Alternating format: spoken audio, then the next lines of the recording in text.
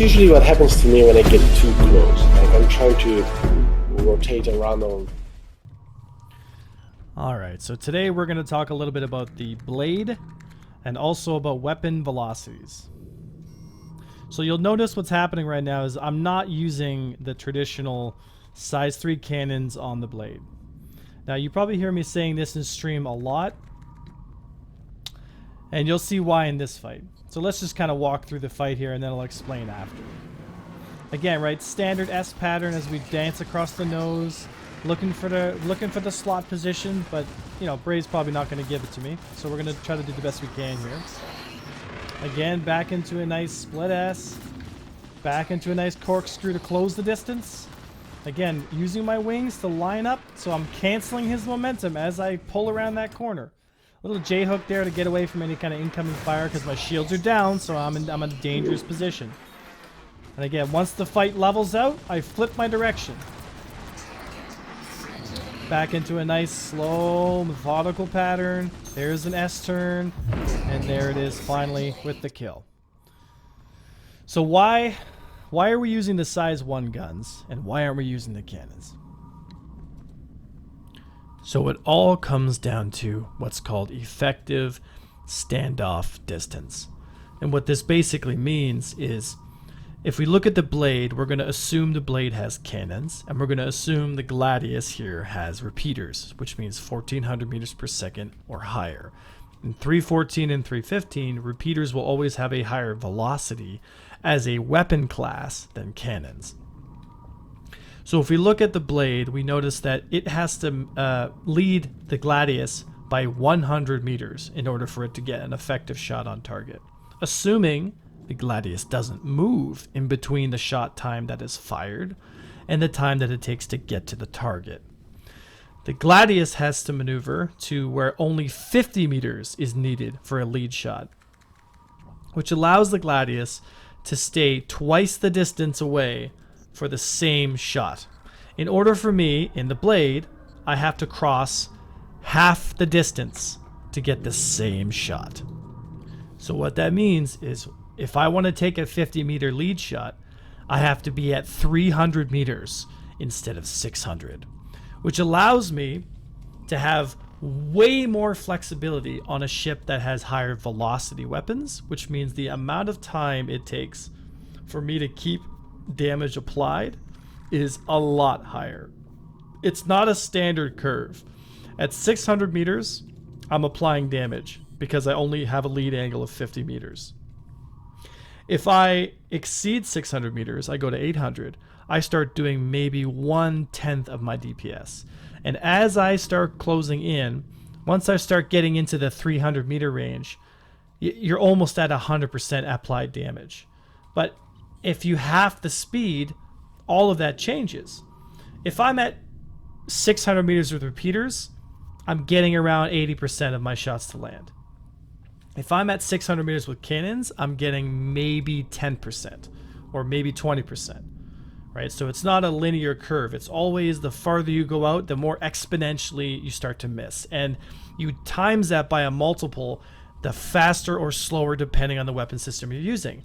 Cannons, cut that shit in half. Repeaters, you have a more reasonable level of DPS. So let's watch the second fight where we have cannons on the blade and we'll see what happens.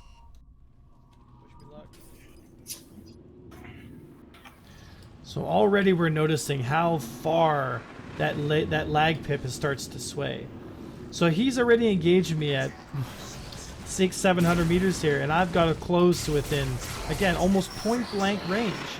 So I've had about 2 seconds, 3 seconds, 4 seconds of target time, 5 seconds of target time, and that's a miss.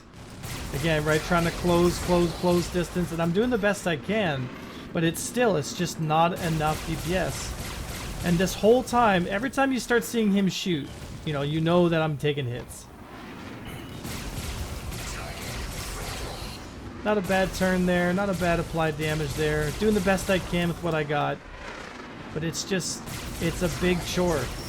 It's a big chore with cannons because you're always fighting the, what's the word I'm looking for?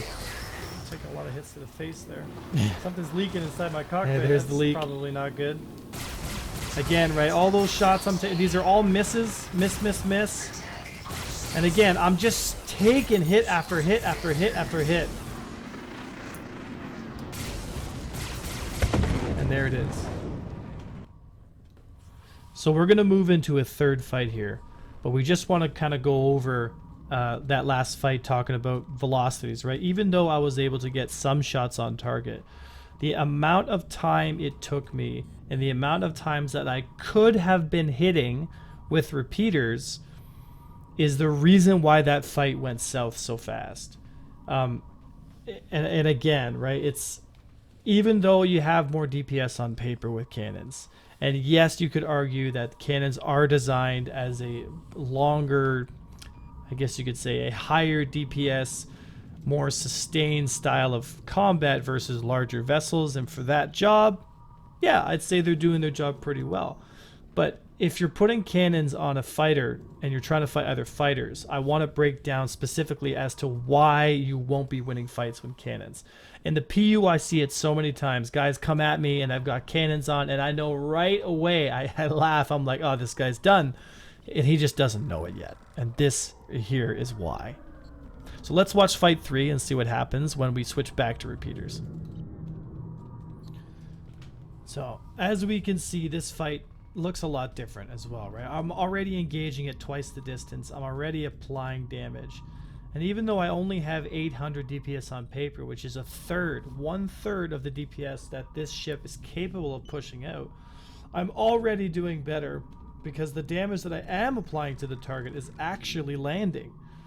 Because what you see on paper doesn't mean it translates well to actual combat, right? So what you want when it comes to PvPs, you need high velocity weapons. Velocity will always trump DPS, and this is why. Right? So here we go into a nice corkscrew, then into a nice S-turn here. Once we level off, we're going to switch direction, roll to the left. We're going to level off again. Then we're going to start rolling to the right. There we go. I like my angle. I like where I'm at. Looks like he tried to make a little dive in. I'm going to kind of cut him off as I go through. Keep getting shots on target again, right? It's all about that damage to apply. All these shots are hitting. These are all hits. There's another burst there. There's some more hits. More bursts there. All hits, all hits, all hits. Boom, and there's the kill. Just like that. Even though we only have 800 DPS, we're still able to get the kill. So there it is, folks. That's the end of the video. I see this time and time again in the persistent universe. Guys coming into fights with cannons and they're scratching their head like, how the did I just lose that fight?